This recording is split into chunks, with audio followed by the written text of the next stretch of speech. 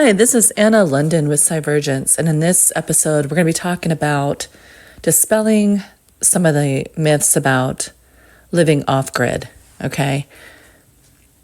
So, in the past few years, right, living off the grid has become quite popular. It seems like everyone wants to get away from the hustle and the bustle of modern life, disconnect from technological advances, and simply live in a more natural way. Right. For me, I do a hybrid approach. So I do live off grid, but I definitely have not had to forego any of the modern amenities, especially in tech. I'm a tech junkie. And so for me too, navigating through my business, right, requiring access to technology, working from home and everything, enables me to set up, right, different technologies in my off-grid property, right, to live harmonious with nature. So I want to dispel some myths because a lot of people think that you literally have to rough it, and you really don't. There are a lot of challenges that most people don't really see coming at first, okay? But even though that's true, there are lots of misconceptions about living off the grid that keeps people from taking the plunge. And if you don't want to go off the grid, that's fine too. You can actually start small at home, right, in your urban dwelling, if you will, and leverage some of the renewable technologies out there, right, like solar and a variety of other things to minimize the cost, right, of your utilities, okay? In this episode, we're going to talk about the 10 of the most common myths, okay, about living off the grid. So you'll know exactly what's true and what isn't. And then you can try to experience it for yourself, right? So myth number 1, living off the grid is expensive. The truth is, it doesn't have to be expensive at all, okay? Sure, if you buy all of your equipment brand new and go big right away, it can be a bit costly. But if you take your time, get creative, you can find ways to make it work without breaking the bank. Okay, plan. You got to plan it out. Okay, don't take this. Don't go haphazardly with it. Right, because that's how people make mistakes. People can save money by purchasing used equipment or even bartering for items they need. And many off-gridders also rely on natural resources to help power their homes, such as like solar panels, wind turbines, and a variety of things. Okay. For example, if you're short on funds but have access to plenty of sunlight, then investing in a few solar panels may be more cost effective than purchasing a generator. Okay, I have both, okay, because you want multiple sources of energy. Additionally, growing your own food and relying on renewable energy sources can save you money in the long run. And again, ours is hydroponic greenhouse, right, for food, access to food 365 days a year, okay? The myth number 2 is that living off the grid is isolationist. And contrary to popular belief, living off the grid doesn't mean being isolated from the world. You don't have to be. In fact, it can be quite the opposite, okay? Most people who live off the grid are very connected to their communities, often relying on neighbors for help and support, okay? So even for me, I purchased a huge parcel of land. But again, that was my choice, right? That was my choice. And I live in remote Alaska, right? But I know that there's a neighbor, right, not too far away, right, that I could reach out for support, right? And then for me, I'm actually flipping the property into a community-oriented, ecotech lab and, hydroponics, marketplace, if you will, for food and a learning zone, basically, to test out different AI technologies and, non-AI technologies as well, right? To have a blend of the best of both. Living off the grid allows individuals to become more involved in local activities and events that they may otherwise have missed out on, right? Many off-gridders are just as connected to the outside world as anyone else, thanks to modern technology, right? And thanks to, Starlink and a variety of other things, right, to help us keep plugged in and connected to the internet. So while they may be, physically removed, for instance, from the hustle and bustle of city life, they can still keep up with events and news, right, which is what I do. The myth number 3 is off-grid living is hard work. So it is true that living off the grid takes a lot of work, but it doesn't mean that you have to be a jack of all trades and constantly struggle every day, okay? you really don't have to rough it anymore, honestly. You can have a lot of the amenities, that we normally have plugged in the city life, but you have access to clean water, right? Source, clean food, right? Healthy food, right? It's just a lot different, a lot more healthy. And not only for the humans in our lives, right? In ourselves, but also for our pets. It's unbelievable how much healthier my cat is, right? And dog and everything else, right? A lot of the work really in the off-grid living lifestyle is simply just learning how to manage resources more efficiently, right? And every geographical location is going to be different, right? So if you're looking at purchasing land or property with a structure on it, for instance, you number one, want to make sure it's not in a flood zone. But number two, right, you need to have access, water, because you're going to need to drill a well many times, install a septic tank or whatever it is, right? And of course, the different food resources. It just depends on what you're doing, where you're going, right? If you want to be a beachy goer, or you want to go in the forest or the mountains, right? It's really up to you. It's quite attainable, actually. Once you get the hang of it, okay, and you do research in your local area, right? Choose wisely, right? Where you're living, because it does make a difference. It's actually quite rewarding, okay? Learning how to maintain and repair your own equipment can also save you money and time. And there are plenty of online resources available for those who need help getting started or want to further their knowledge on the topic. And so that's what we're doing. We're actually paying it forward. So lessons learned, buying and trying a lot of these different technologies, if you will, and a lot of different what works, what doesn't, etc. Right? You don't have to rough it. Okay, that's my point. I'm definitely not roughing it. I've got a combination of both, trust me. Myth number 4 is that you need a lot of land. Now, I happen to, because I'm kind of transitioning my property into a living, breathing ecotech lab, right, and a community, resource, okay, is what I'm doing for mine, right? But you don't have to, because while some people may choose to live in more rural areas with larger plots of land, like myself, it's not necessary, right, to have a lot of space when living off the grid. Many people can choose to live in a more urban environment, right, and still manage to make living off the grid work. It just all depends on your location and lifestyle preferences. And in most cases, you only need enough land to accommodate your needs, like growing a small garden or having some livestock or chickens or whatever, right? Myth number 5 is off-grid living is illegal, okay? Living off the grid isn't illegal. In fact, it's quite legal in most countries, especially here in the States. Right. Now, every state has its own laws governing that region, okay? And there are different licenses and a variety of other things, permits you may have to obtain, etc., right, and all that. There are different, laws and regulations you'll need to abide by depending upon your location, okay? That's why before you even purchase the land or the property, you want to do the research first.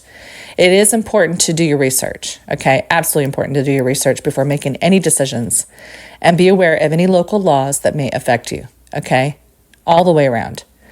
But generally speaking, it is possible to live off the grid and still stay within the law. And you just need to make sure you understand how the laws apply to your particular situation. That's all. And the cool part about living off the grid is that there's no cookie cutter solution. There are so many options nowadays. It's not like it was 30 years ago, okay? And, there were different documentaries, right, where they followed a family, lived off-grid, and, but you don't have to live like that. You don't have to live like that where there's no electricity. They were literally roughing it like back in the 1800s, and you don't have to do that. At least I'm not, okay? I'm not at all. You do need special permits, okay, or licenses. And in some cases, okay, you may need to obtain certain permits or licenses when living off the grid, but this is not always the case, okay? It really depends on your location and what kind of off-grid lifestyle you're pursuing, and also whether or not you're in an HOA, a homeowners association, or not, right? Generally speaking, if you're just growing your own food and relying on renewable energy sources, then you don't need any specific or special permits or licenses. You don't. And it's still best to do research and find out what the specific laws are in your area before you make any decisions, okay? And throw any money down in your investment. Myth number 7 is that off-grid living is dangerous. Now, it can be, because it depends on the location, right? For some people, living off the grid can seem intimidating due to fears of wild animals or being too far away from emergency services, okay? However, it's actually very safe to live off the grid. In most cases, you're more likely to encounter wildlife than any other type of danger. And while it's true that you may be farther away from emergency services, there's still ways to stay connected and get help when you need, okay? Myth number 8 is that you need special skills to live off the grid. So though it certainly helps to have some knowledge in areas like mechanics, engineering, and construction, living off the grid doesn't really require any special skills. It does, though, require a willingness to learn, okay? With the right tools and resources, anyone can make off the grid living a reality, and make sure that you're networking with folks all the way down that supply chain, if you will. So if you do need help, or if you want to do an add-on to your cabin, or build a shed or whatever, that you're engaging with people that know what they're doing, right? And that can help you out, okay? It does require willingness to learn and fortitude, okay? You can do it though, okay? You can do it. And plus, these days, there's basically YouTube videos for just about everything, okay? But again, get to know folks, right? And that can help you out in the time of need, and make sure that they're authoritative sources of information. They know what they're doing, especially if they're installing plumbing or electrical or whatever it is, right? So, there's tons of videos, there's lots of DIY stuff, okay? We even walk you through that too, and we also have partnerships with other companies that are bona fide experts, of course, in these various fields. So as you come across anything you're looking to do, just ask, because there's different resources that we can recommend you to, right? And myth number 9 is that you have to grow all of your food. So, I'm choosing to grow a lot of it, right, myself. But through growing your own food is definitely an option when living off the grid, and can be quite rewarding, but it's not necessary. You can have a combination. So there's plenty of options for getting food without relying on the grid, okay? And you can barter with other off-gridders, join a local community-supported agriculture program, or even shop at farmers markets in order to get fresh produce and other items, okay? Myth number 10 is that you can't earn money when living off the grid. I can tell you my entire business surrounds living off the grid. But number 2 is that, I work remote from home. And it is true that you may have to adjust your lifestyle and find alternative sources of income when living off the grid. It's still possible to make a living, okay? Definitely. I'm doing it. I'm a living, breathing example of it. There are plenty of ways to earn money without relying on traditional sources, such as freelance work, online businesses, bartering with other off-gridders, and selling homemade goods. So with some creativity and hard work, it's definitely possible to make a decent living while living off the grid, and retire, or even quasi-retire, right? So there you have it, okay? 10 myths about living off the grid debunked, okay, for your edification. And if you're considering taking the plunge into an off-grid lifestyle, again, an off-grid doesn't have to be, I always say on and off-grid, because in the city, in an urban lifestyle, right, I consider that on the grid. But you can make small changes first, even where you're at, okay? You don't have to do the full-on cabin thing and all that other stuff. You can take small steps to minimize your cost, right? I mean, utilities are expensive. Rent is expensive. Mortgage is expensive, right? All of that. So people are trying to, pinch pennies anywhere they can at the moment. So this is one way to do it, because it'll really help. And then again, in the event of a disaster or whatever, you have your own source of food, water, right? Shelter, and you will have engaged with your local community, right? Anymore, even in an urban environment, a lot of people don't even know who their neighbors are.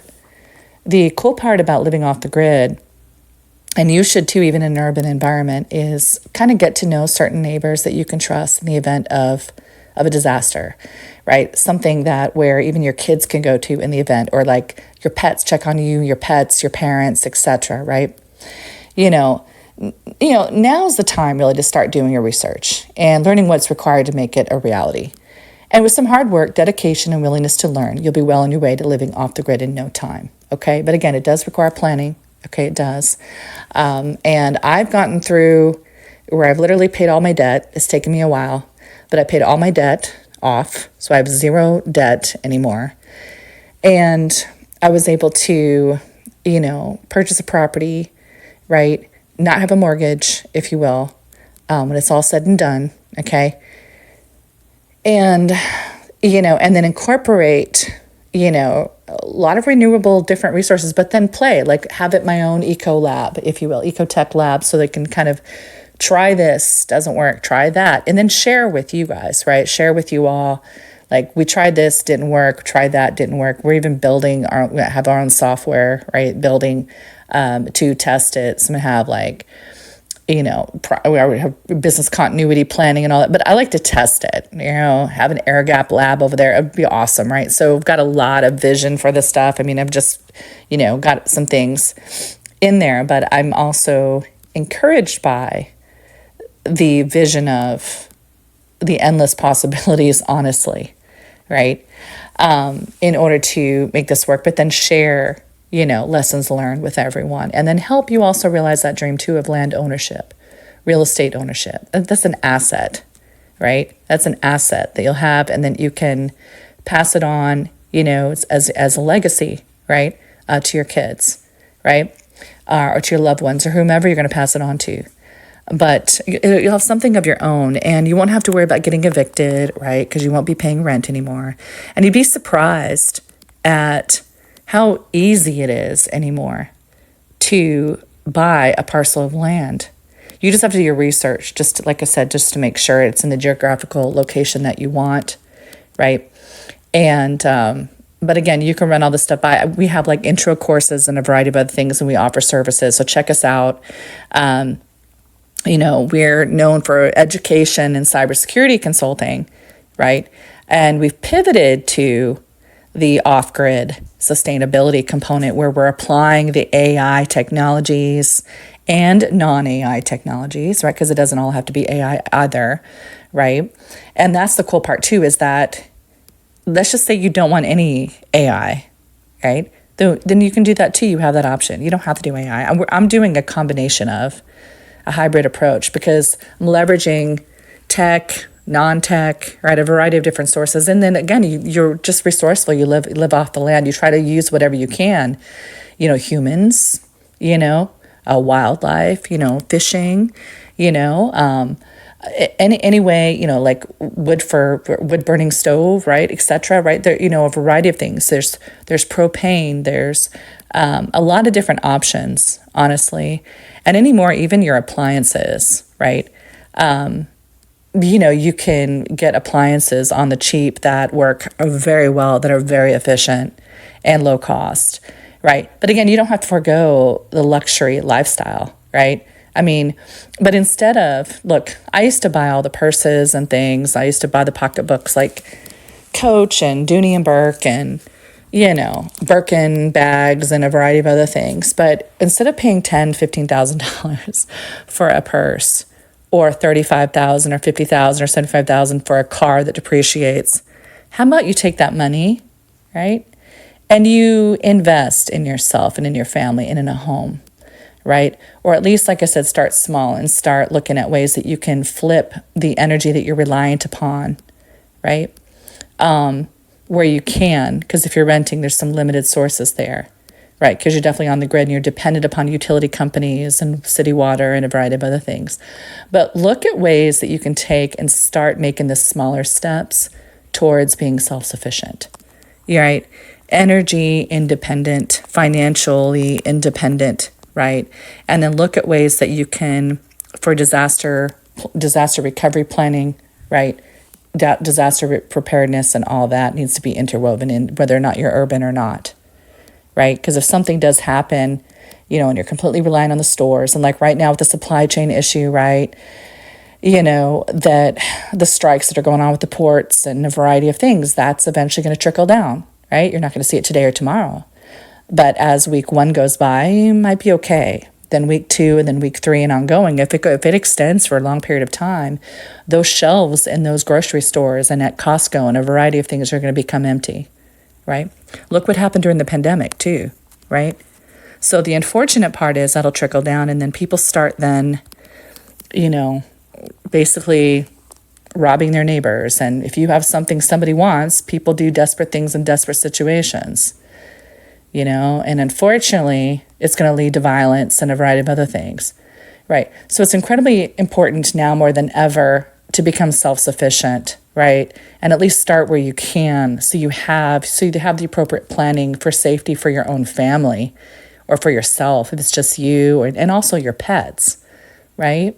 That's incredibly important, right? I'm not trying to fearmonger or whatever, but instead of relying on processed food anyways, don't you want to have access to your own clean food, right?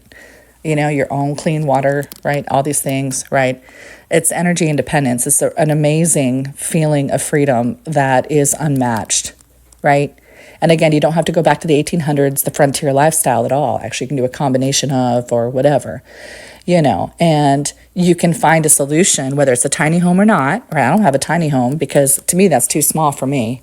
Even for me, right? It'd be too small for a family too. But you can buy an, undeveloped property, undeveloped land, anymore. You can, get a tiny home. You have to install the foundation and everything else, and, the well and the septic or whatever. I chose a structure that is not too large, but is moderate sized, right? And especially here in Alaskan winters or what have you, you know what I mean? I don't want something too small because then it's going to kind of feel very claustrophobic, right? I want something that is large enough for, comfortable living, but also that can sustain, right? And I'm not having to use all those resources, those energy resources, right, for it to heat a large home, right? I have a moderate size. I say a moderate size. It's a decent size, It's not too large. Be like Goldilocks. Not too large, not too small. It's just right. At least it's just right for me. But again, you may want a tiny home, and that's okay too. Or you may want a larger home, and that's okay too. Right? There's so many options. And the renewable resources and all that are so vast. There's like a whole menu of different options that you can utilize based upon your needs, your cost, the geographical area that you're in. It's just unbelievable. But just like with anything, right? You click on YouTube and there's just all this gobbledygook of, unfiltered information, if you will. And so you have to kind of weed out the bad from the good, right? And that's what we have done. We've actually identified authoritative sources, and we've also put together some courses too to kind of help you along that path and discover, is it even right for you? Do you even want to go that route? What can you do now, right?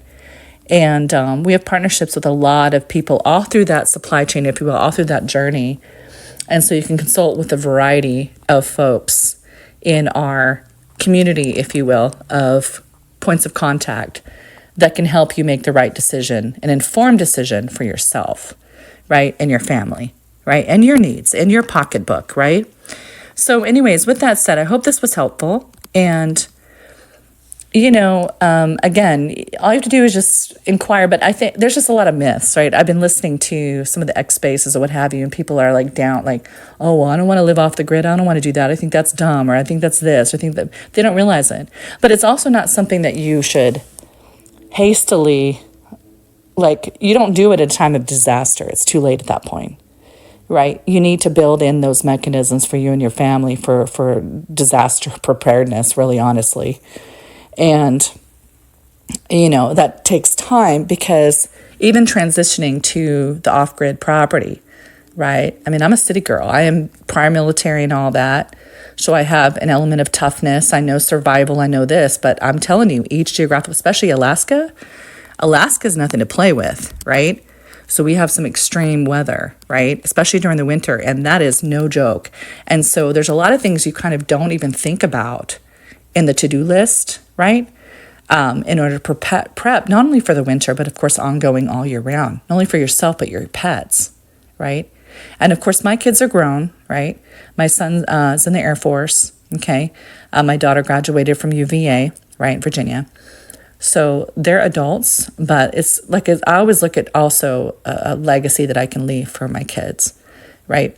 Honestly. And, generational wealth. It gives you a path for, land ownership, real estate ownership, right? Assets, actual assets, and energy independence. And of course, next generation wealth, right? We always talk about it, but this is how to do it, honestly. And it's a lot more achievable than what you realize. It really is. And if you struggle with like debt, pay down debt, I'll explain what I did to do mine. Am I a financial expert? No, I'm not. Okay. I'm not. I'm a cyber geek, really. Honestly, I'm a techie. Okay. So, but I'm not afraid to take risks, whatever. But here's the situation is that, and I mean by like starting a business and a variety of other things, right?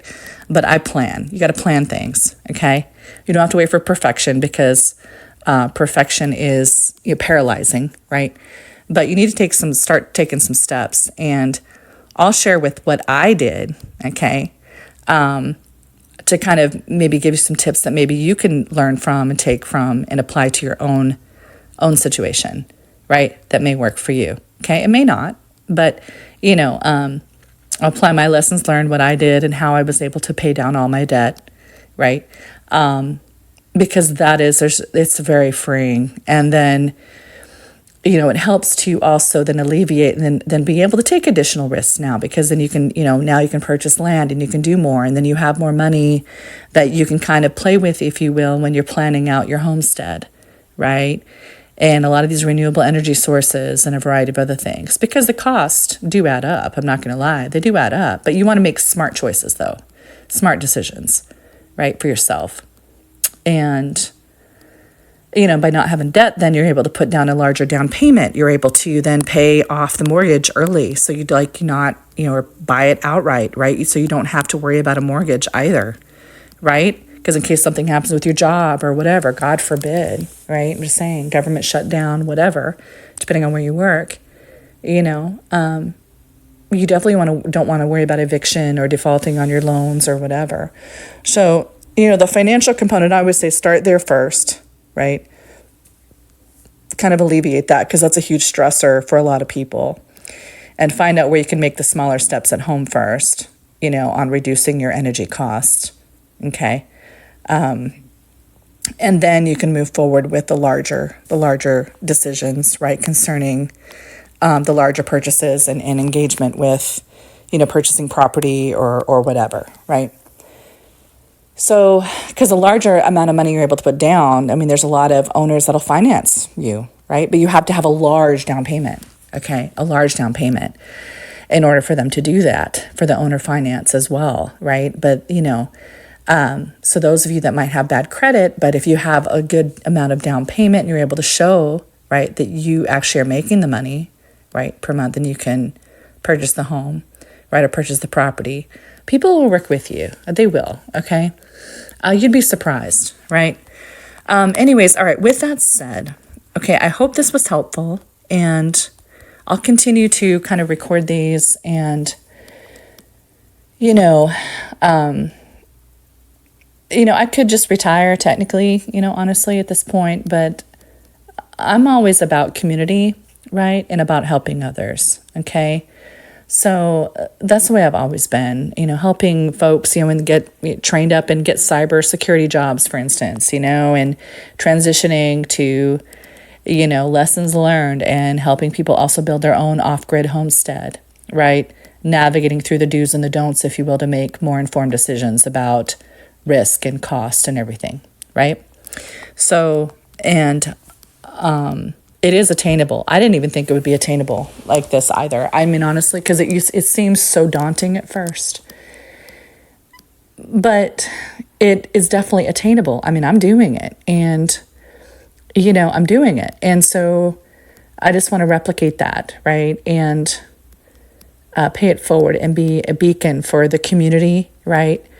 And help folks and engage with our FEMA and a variety of other things, right? So, because in the event of a disaster, God forbid, I want to make sure that the community in which I live, right, are okay, right?